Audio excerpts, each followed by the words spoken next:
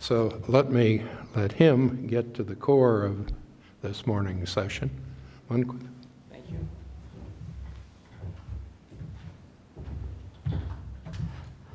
Good morning, everyone. And it's always a pleasure to be in CSIS. And thank you, Anthony, as usual. You are so kind in your words.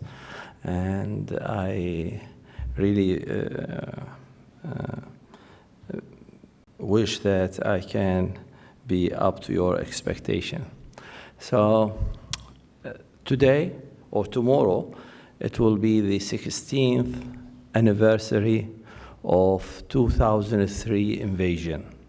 And this is why it was very difficult for me to put together this presentation. It was one of the most difficult presentations that I ever faced. The reason is, there are two reasons. First of all, my team during the last 16 years, they have asked thousands of questions to Iraqis, conducted thousands of surveys, around 2 million interviews. So how to put all these together in a 30-minute presentation, it was a real challenge. Then the second thing is that both Iraqis and US administration, or at least the US decision makers who made that decision to invade Iraq at that time, they had different high expectations. Iraqis, they had their own expectations. The US administration or the decision maker, they had their own expectations. And we asked about both. So how to put these together in one and dealing with it from one angle, it was also a real challenge. Anyway, what you will see here now, it is a result of 16 years of work. So I will go through it and put some highlights on the current social and political landscape in Iraq after 16 years. This is the methodology. I will skip it to save some time. So, since the beginning, Iraqis had a very negative attitude toward the invasion. And the new regime was not able to gain the trust of Iraqis. This led to a political vacuum. When you tap down the old regime, bringing in new regime, this vacuum happened. No one was equipped enough to take over. So the only groups who were ready to gain benefit of that were the religious groups and parties who were well suited to fill this vacuum. And here is the evidence on that. This is from a survey conducted on 2003, just 2 months after the invasion. So we asked people, in your opinion, what is the reason behind the war of 2003? And as you can see, there were only 15% of there were only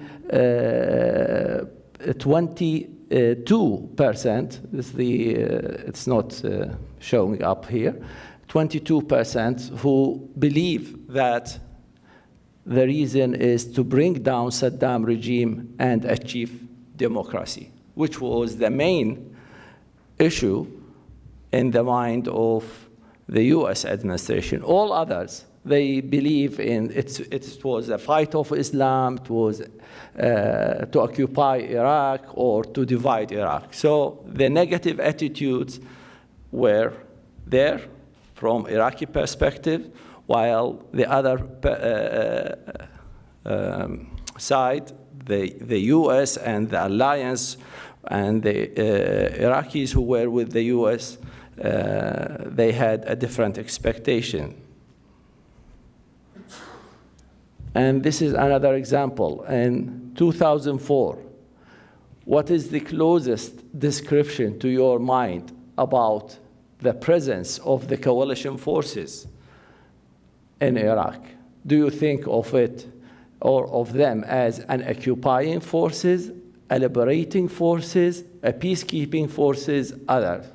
As you can see, around 85%. If you take out the Kurds, who are almost 15% or 14%, and the vast majority will say that they are liberating forces, then you will understand that it means that almost 100% of Arab Iraqis, they believe that it was an occupation. So this created the first problem for the new regime. It is the problem of trust. And I will come to that later on. So as I said, that there were a lot of expectations. Iraqis, and from what they heard from the media used at that time and the campaigns used by that time, they thought that they will be an oasis of democracy.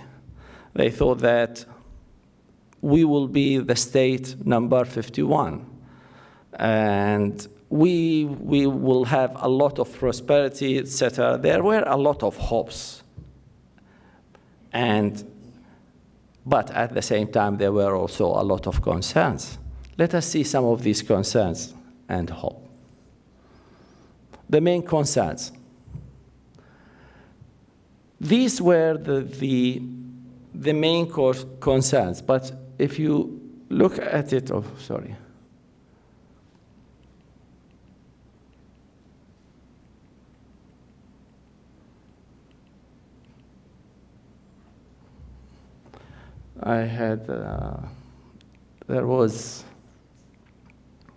There is a mistake here. We should show the numbers. The numbers are not show up on concerns about security, corruption, unemployment, and public services in general right now. The security were always the main concerns for Iraqi. But the security concerns declined during the last years, and we have the long-lasting concern, which is corruption and unemployment.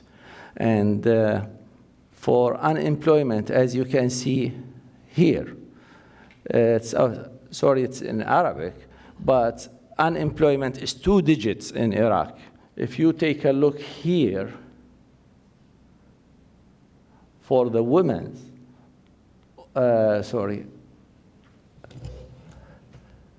the females, unemployment for females, it's a horrible number. So if you go to the expectations, on 2003,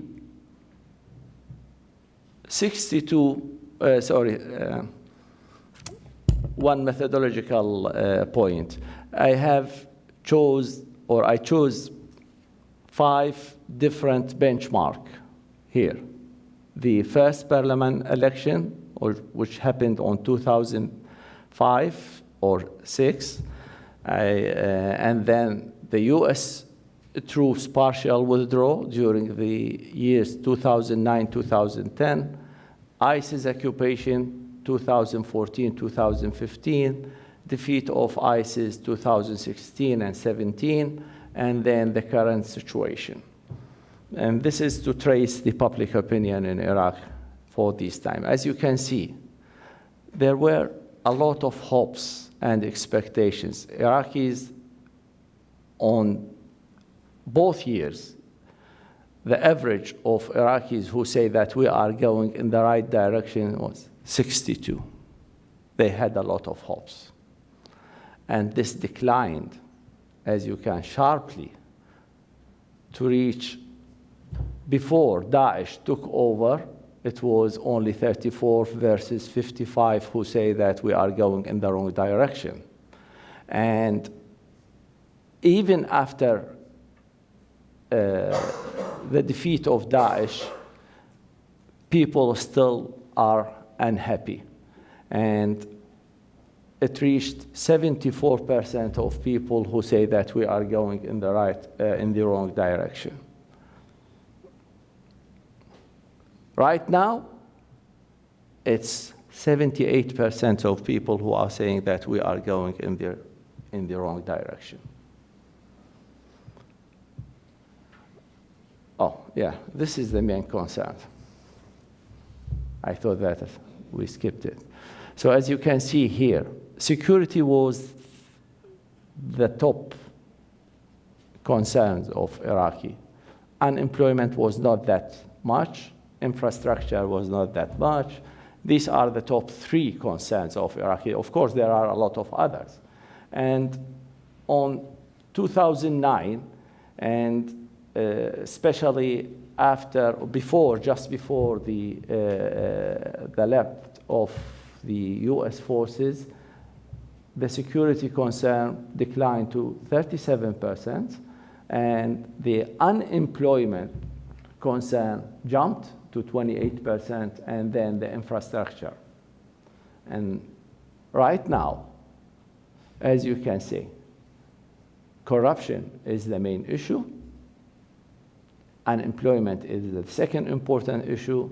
Security is less. And to be fair, security in Iraq is improving in a very good way during the last 4 or 5 years. So this is a niche of hope in today Iraq. But we have these two monsters, which are corruption and unemployment. And to put more highlight on these issues, as you can see here, it's interesting to see on how safe do you feel in your neighborhood. We always ask this question as an indicator, very clear indicator about safety feeling in Iraq. If you look, I took here, I broke it down to Shias and Sunnis.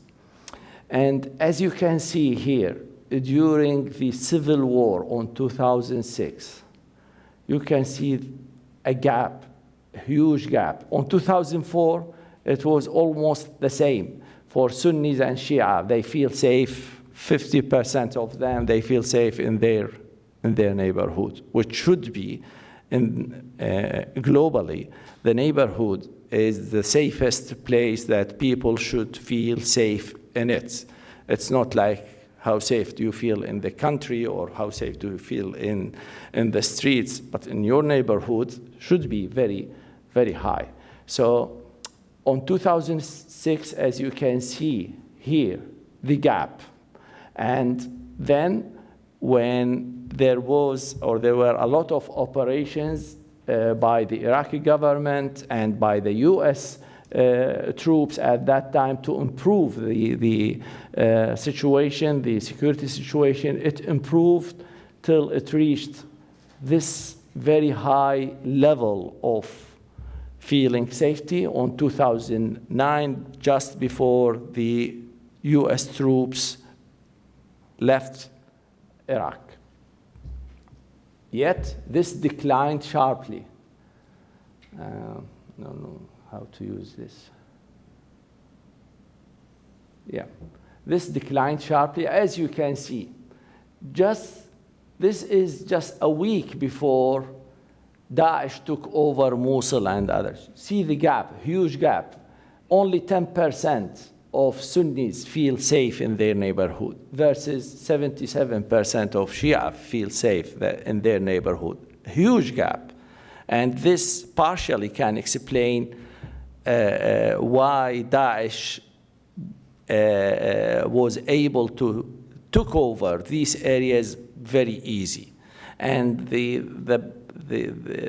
Daesh, by using its brutal techniques, it was very successful in keeping peace in neighborhoods. So that was one of the main credit for Daesh. Because we had this problem, that was one of the main credit for Daesh in that areas. They kept promoting that they can bring safety to these areas. So right now, things are improving. And as you can see here, on 2018, we are again in the right direction with the security or with the feeling of safety in the neighborhood.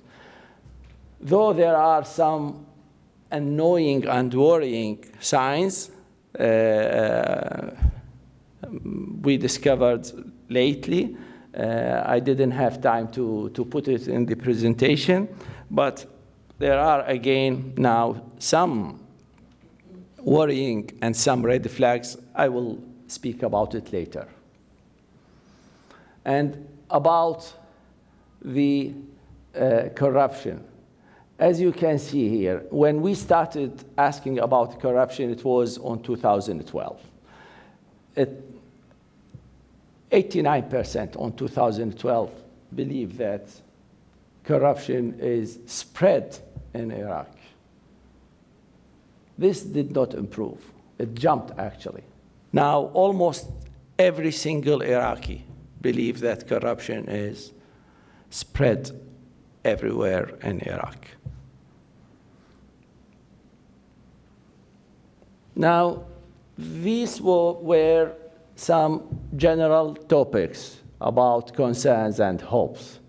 Let us see the main political highlights. What are the main political highlights? I wanted to focus more on, in my opinion, from all these 16 years, I think the main problem in Iraq is neither corruption nor security or any other. The main thing is trust. People, they have a huge problem with the trust in other and with the trust in institution, with the trust in, so there is a gap between people and the government or the institutions, and at the same time between people themselves. Let us see. And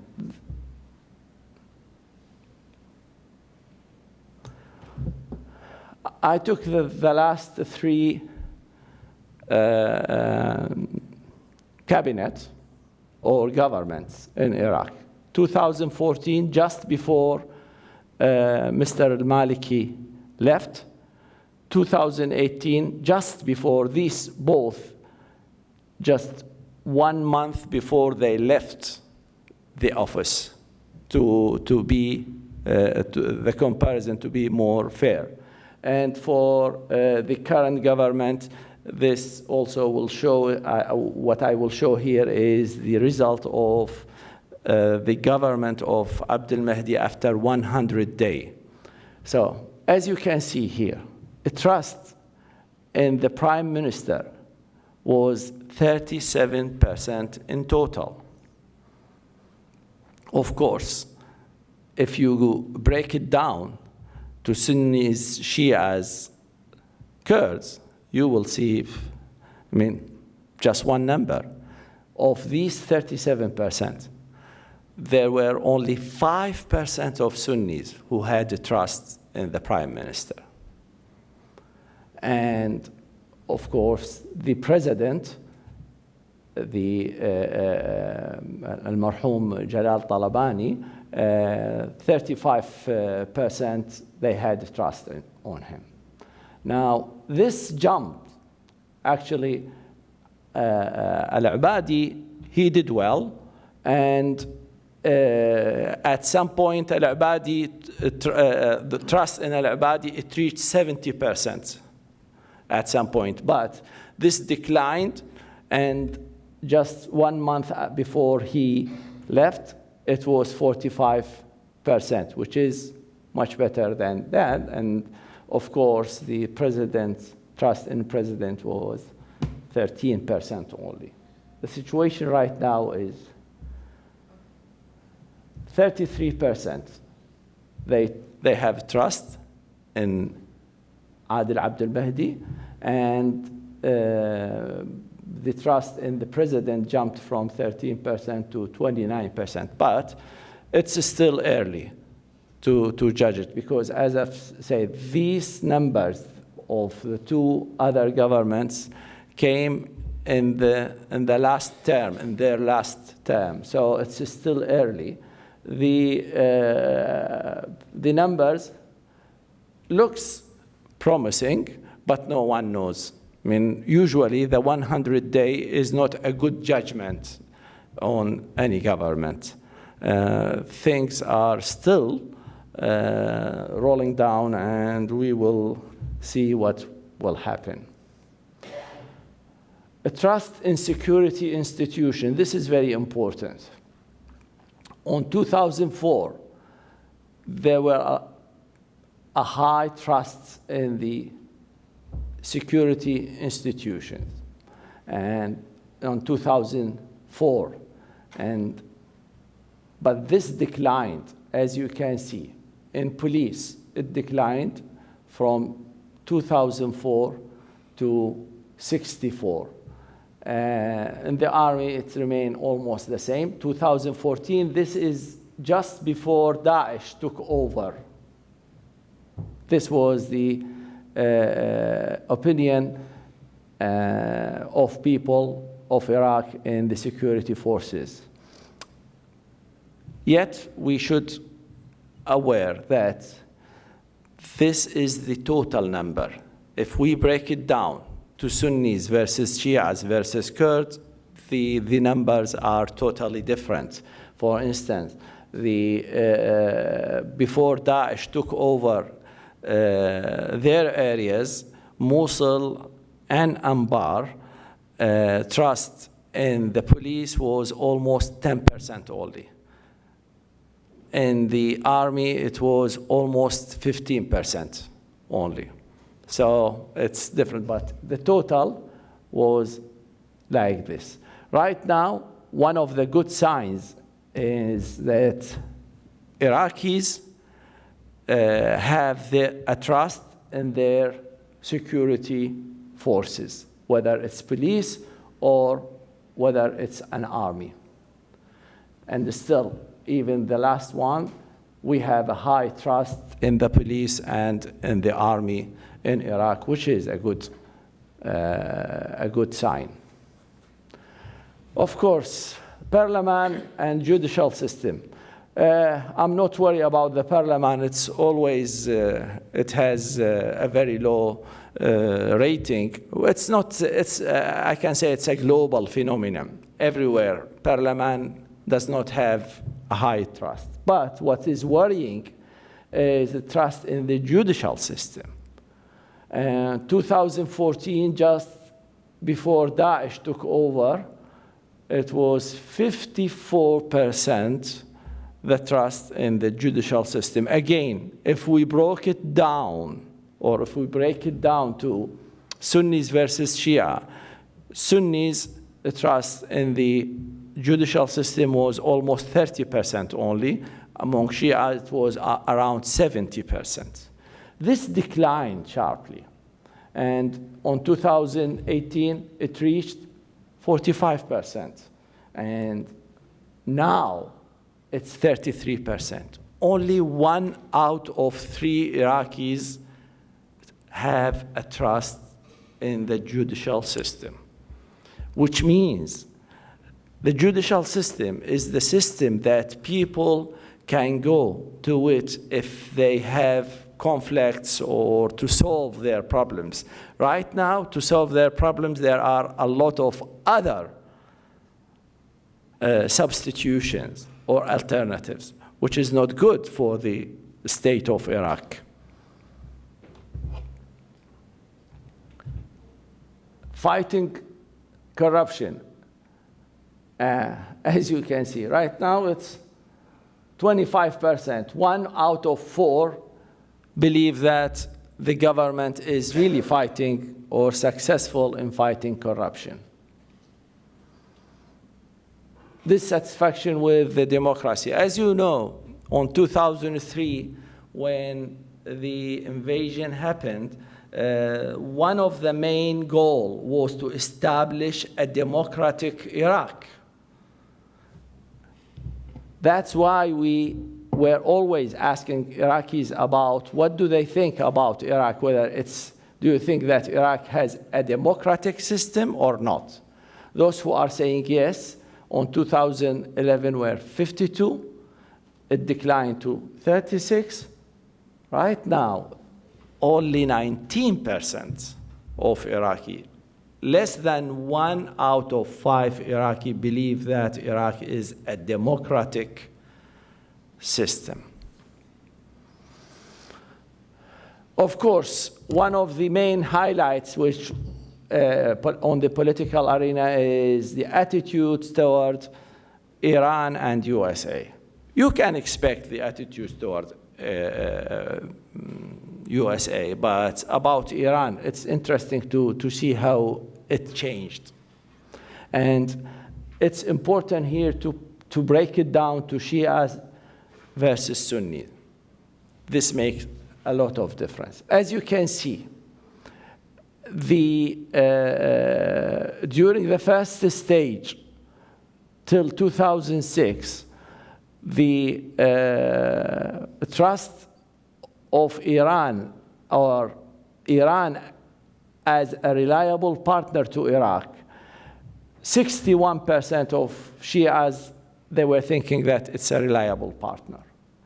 40% the total of a reliable partner. See how this declined till we reached 2014, and when Iran supported Iraq in fighting Daesh, this number started to jump again. The trust in Iran as a reliable partner, but after that it turned down or it decreased again, and right now it decreased very sharply. Of course, Sunnis were always, they don't like having Iran as a reliable partner. But the interesting thing is in Shia. Right now, 49% of Shias who want Iran as a reliable partner. And we have another question, I didn't show it here, whether they trust it or not. Right now, the last number, last week, we get Shias, only 38% of them, they trust Iran. So it's a sharp decline in the trust of Iran. Of course, the United States always, there is a problem. Do you think that the United States of America is a reliable partner? At the beginning, by the way, the question is about partnership. It's not about trust. I was not able to get the first polls or the first results about the trust because I had some technical problem with the database, so I was not able to show it. But as you can see here, those who say that it's a reliable partner, it was 27% in total on 2005, which was good. This jumped to 34% as a total, and then it declined again. Right now, it's 25% versus 16% of Sunnis.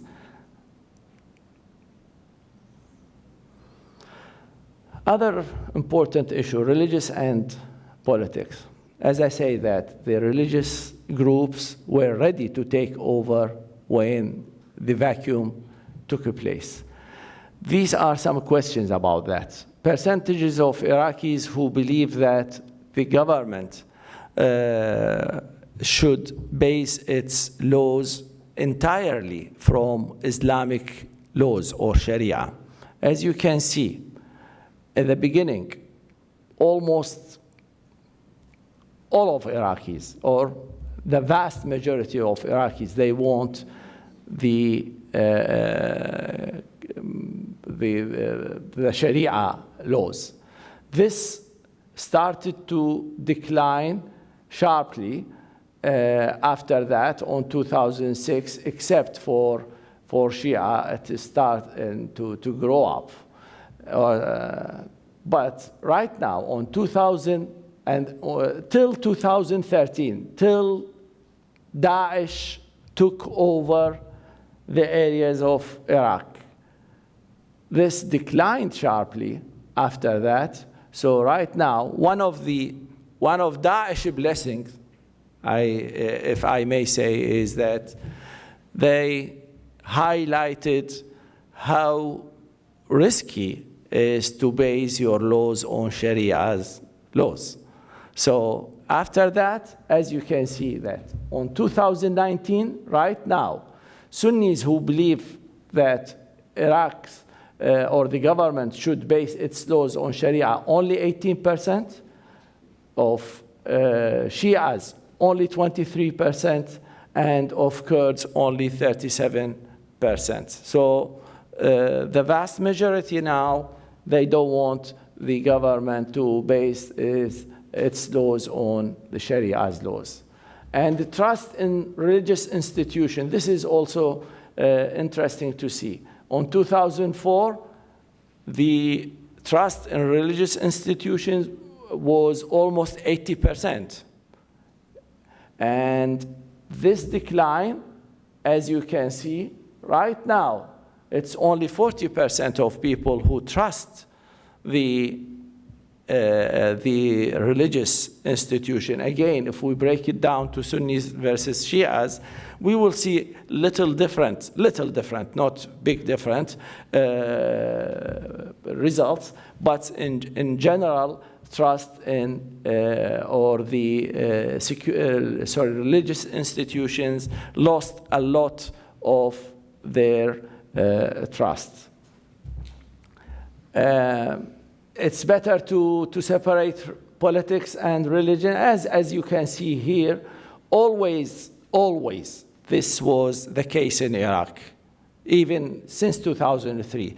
They want Sharia's laws, you may see it as a contradiction, but Iraq is really distinct between Sharia and politics. Yet, the percentage of Iraqis who want to separate religious from politics were almost 50%.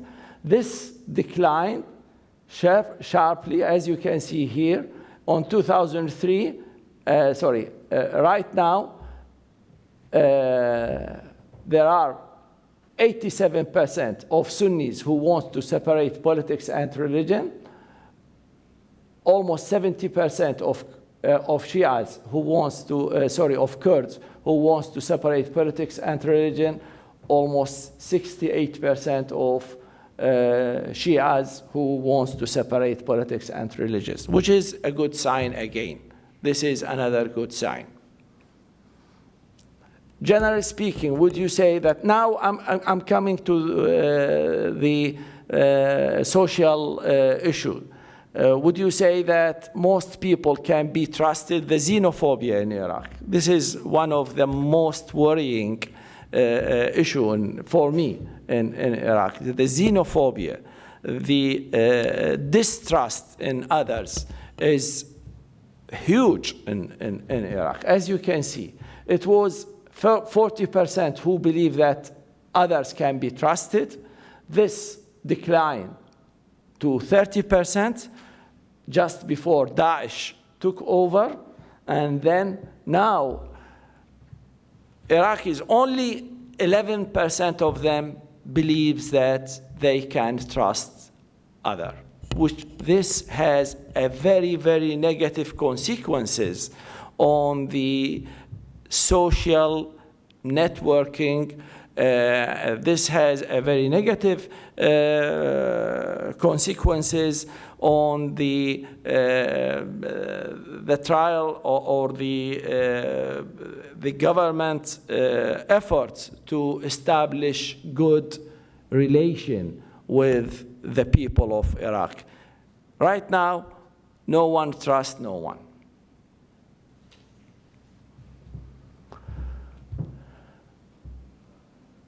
And this also reflected on the national identity. As you can see, the Iraqi identity on 2003 and 2004, it was around 23% of Iraqis. 1 out of 4 Iraqis at that time believed that they are Iraqis above all. They are neither Muslims, they are not Shias, not Kurds, etc., Arab. As Iraqi, only 23%.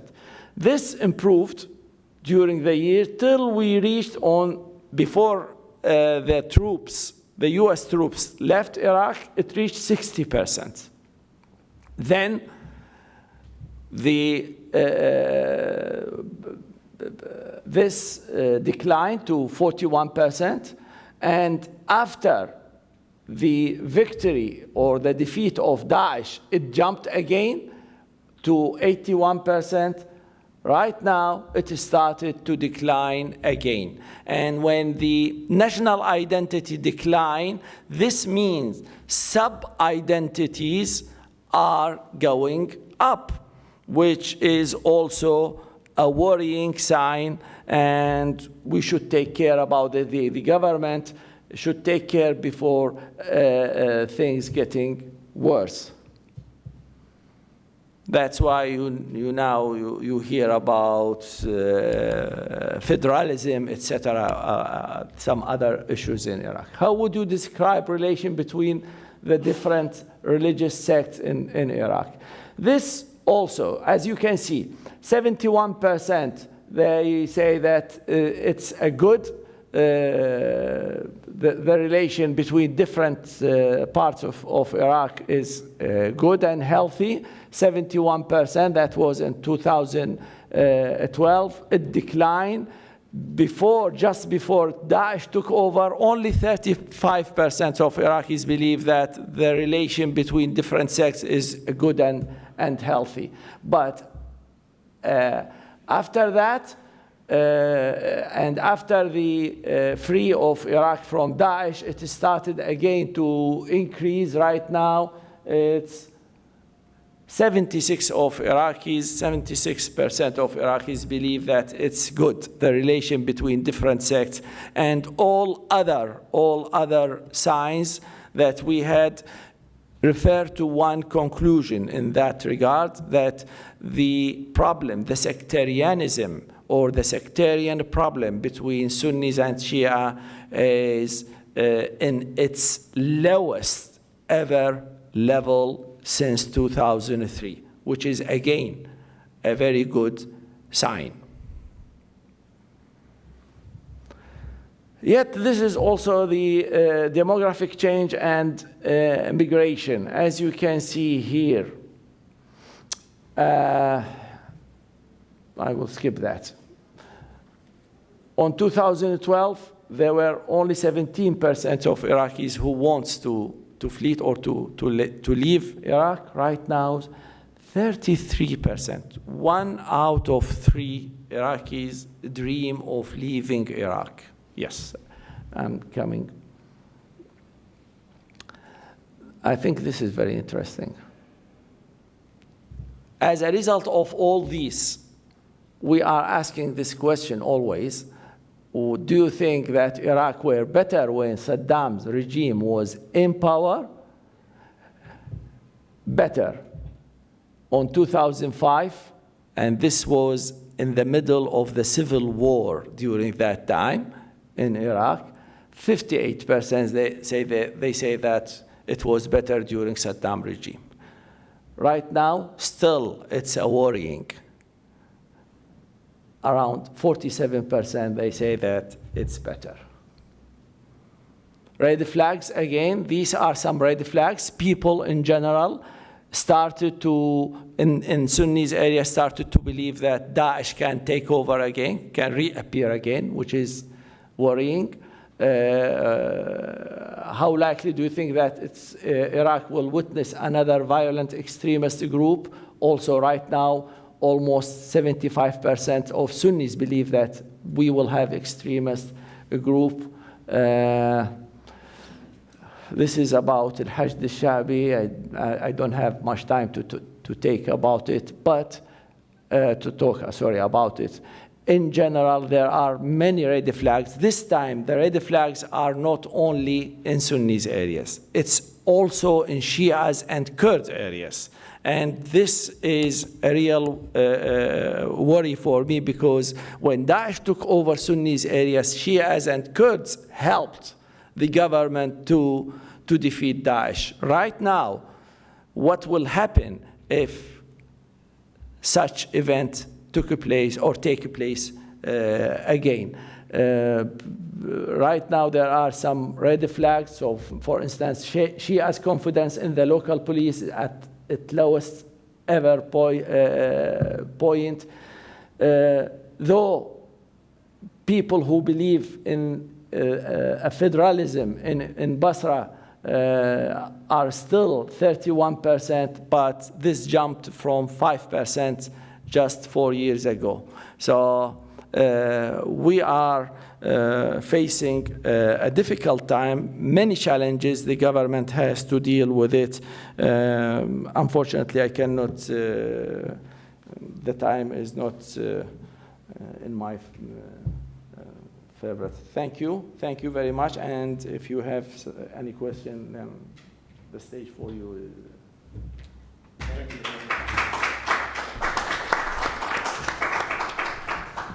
Let me open things up to questions in just a moment. I would like to make 2 points. One, what Munqith showed you in terms of polls is something where the Special Inspector General, Lead Inspector General, also has a different kind of warning, and that is the rising level of violence in Iraq that has occurred in spite of the sort of breakup of the caliphate in Syria. This is a warning sign that's more than a matter of polling, because a lot of this violence is outside the Baghdad area, but it is disturbing. The other thing is, very few people track polls in general in the Arab world. If some of you are surprised at these reactions to the United States, we had some very strange and, shall we say, highly favorable polls when I was in Iraq off and on in the course of our, I won't say occupation, but the poll did. The fact was that a lot of them were negative.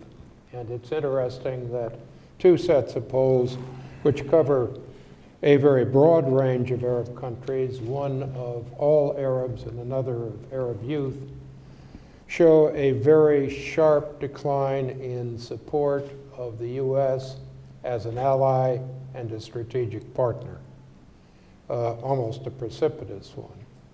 At the same time, they show the same concerns with corruption. And one of the interesting things about polling is that if we try to find a correlation between some kind of metric and the rise of extremism or violence, one of the key warning signs is corruption. Yeah. The higher the rating on corruption, the stronger the correlation is to a rise in terrorism or violence. So these are signals that we were going to have to deal with.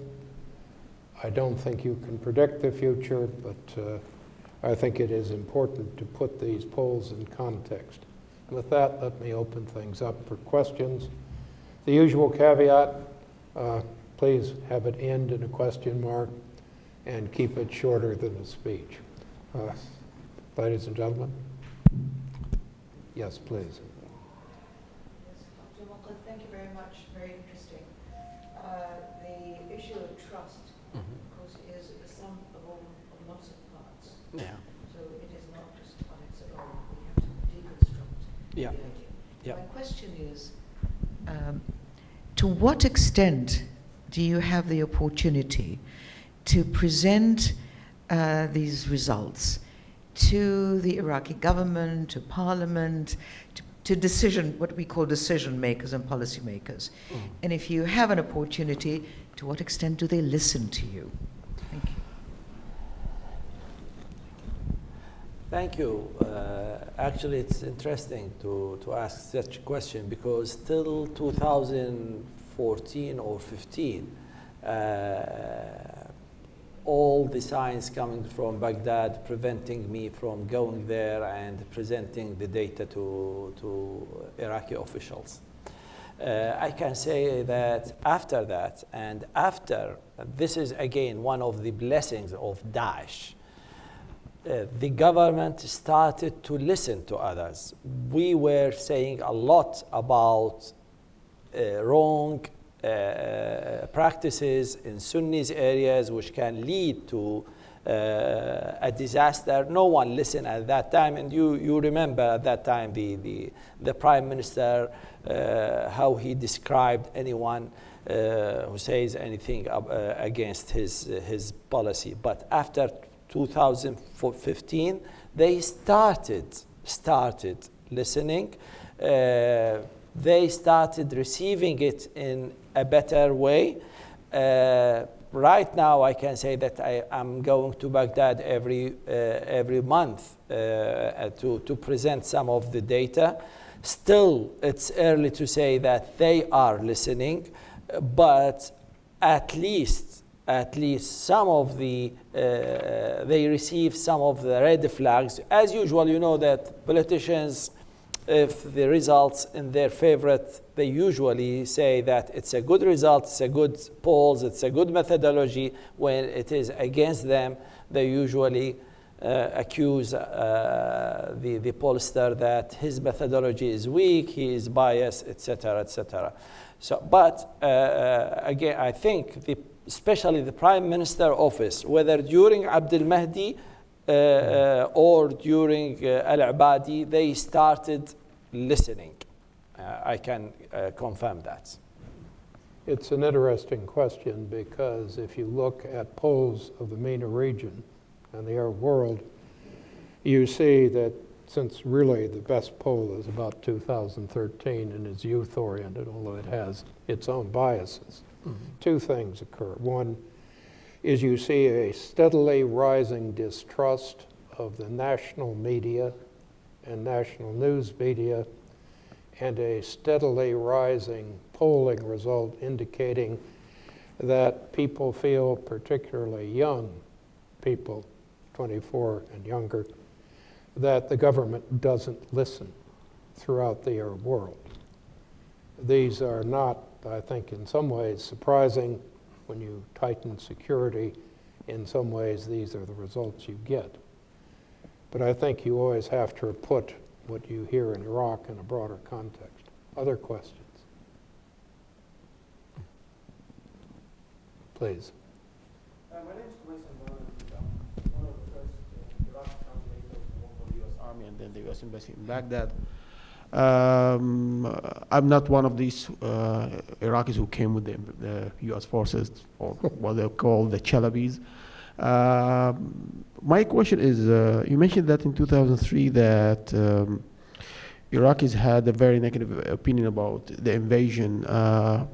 These information, were they conducted in a certain part of Iraq or all over Iraq? And the reason I'm saying that is because, and that's personal opinion, I was one of the many people who wanted to work with the U.S. government and the U.S. Army, and we welcomed the invasion.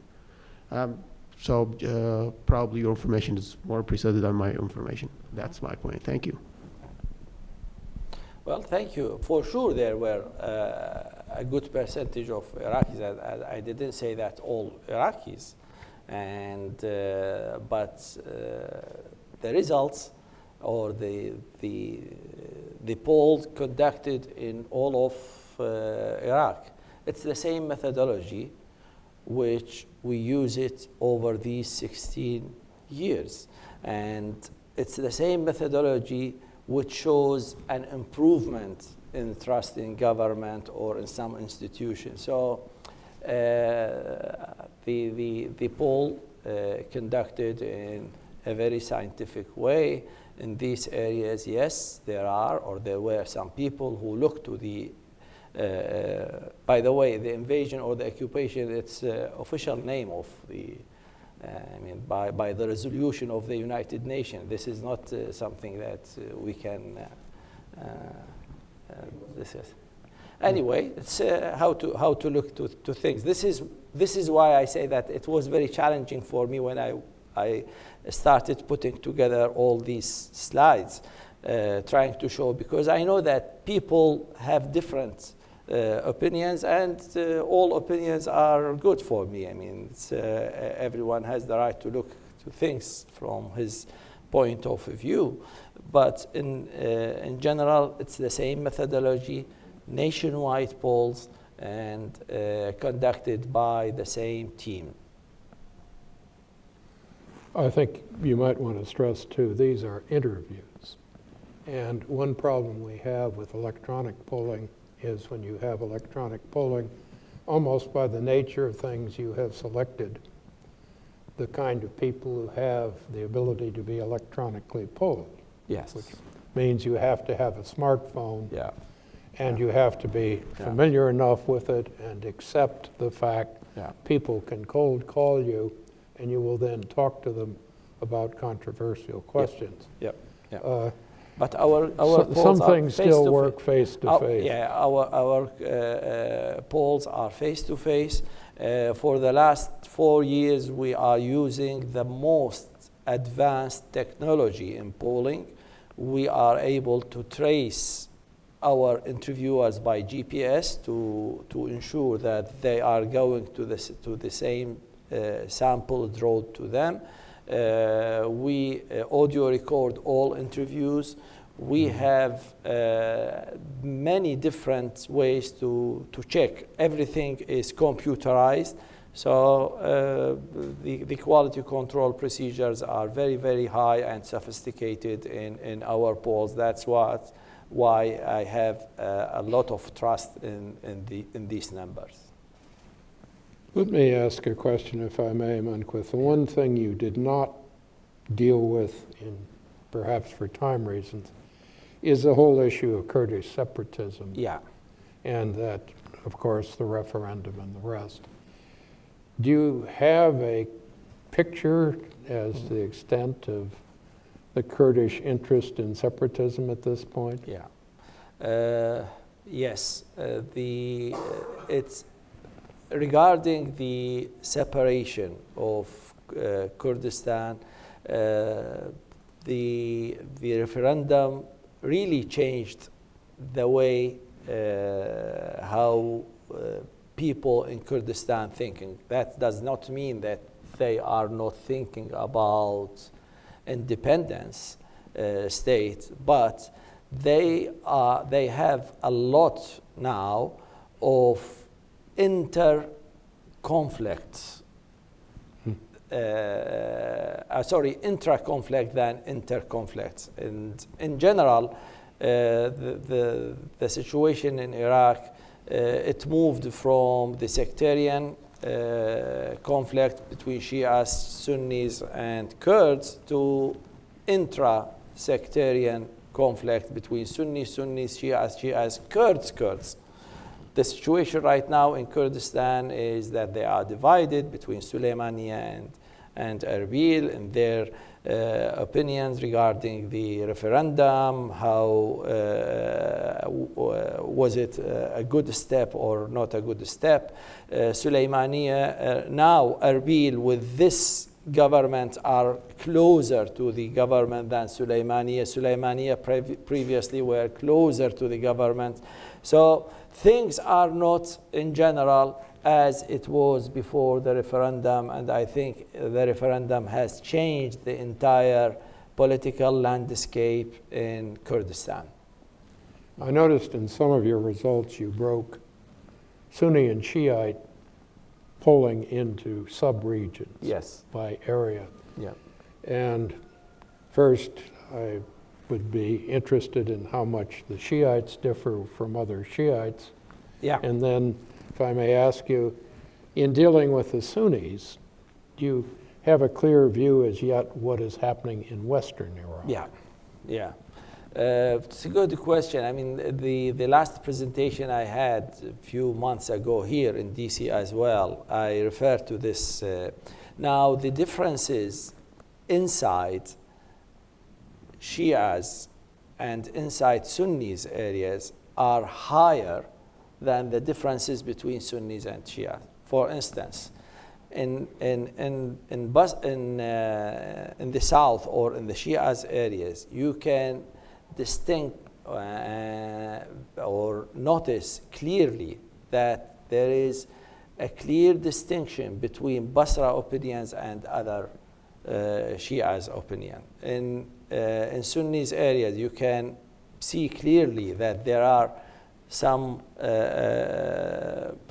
clear differences between Mosul public opinions and other Sunnis areas public opinion. So the differences are there. We cannot say anymore. I mean, not we cannot say, but it's not as it was a clear distinction. We have to break it down by geographical areas to have a better notion about what's going on, or a better idea about what's going on. It's important to take geographical differences right now in public opinion in Iraq, not only sectarian differences. Now, you mentioned unemployment as one of the critical factors along with corruption. Yeah. Obviously, you can't measure unemployment easily among refugees and IDPs, but where were the most serious unemployment issues? It's interesting to see that though this should be a Shia government, the Shia's areas had higher unemployment rate. So the main pockets of unemployment are Basra, Maysan, Dhikar, and in Mosul and Erbil. These are the 5 top areas with unemployment. It's strange to see that Erbil has a very high also unemployment rate, but it is the fact, or these are the number of the Ministry of Planning, not my numbers. And as you say, that there is a very good correlation between corruption and unemployment, and it's not only by numbers, but it's in the perceptions of Iraqis. When we ask them what is the main reason behind that unemployment, it's corruption. Ladies and gentlemen, we're coming to the end of this session. Are there any more questions that any of you would like to ask? Please. Could you wait for the mic for just a second? Sorry. You are on television. Thank you. My name is Neil Bowie from the United Kingdom. I'd like to thank you very much for your talk. I wondered what the difference, you mentioned about the increase in corruption in Iraq. What is the difference between the perception and the reality of corruption, and how willing is the Iraqi government to admit that corruption is on the rise? Perception and reality, I mean, usually as pollsters, we measure perceptions, not reality. So all what we see here are the perceptions and the attitudes of people. And according to a very reliable psychological theories, behavior usually depend on perceptions more than facts. So that's why, whether it's a factual or not, of course it's a factual. I mean, in Iraq, if you go to Iraq, you can see that corruption is everywhere. But as you know, that you cannot really measure, and even the International Transparency Organization, they cannot measure the real practices of corruption, especially in Iraq. But in Iraq, it turned from some isolated island to a widespread corruption. Actually, it's a very wide, and if there is a gap between facts and perceptions, I cannot guarantee, but it's the government's duty to bridge that gap if there is a gap, if it is not reality, that 90% of Iraqis believe that corruptions are spread everywhere in Iraq. Well, also remember that the nature of the polling is such that when you have fighting going on and it affects people's lives day to day, they're going to focus on security. So that will be the primary issue of concern. What tends to happen is when you aren't having fighting, people then go to the quality of governance, and particularly corruption becomes a lead measure. It isn't necessarily that corruption has increased. It is that corruption now becomes something they deal with on a day-to-day basis. Yes. We have seen some surveys or attempts to sort of close this loop by asking how recently or how often in a given year have you had to pay a bribe? Yeah. The figures tend to be fairly high throughout the region. And in most countries where there is not an active level of insecurity or instability involving weapons, almost all countries poll very high in corruption. In a few cases, you have both. Places like Libya, for example, managed to achieve both very high levels of corruption and very high levels of violence.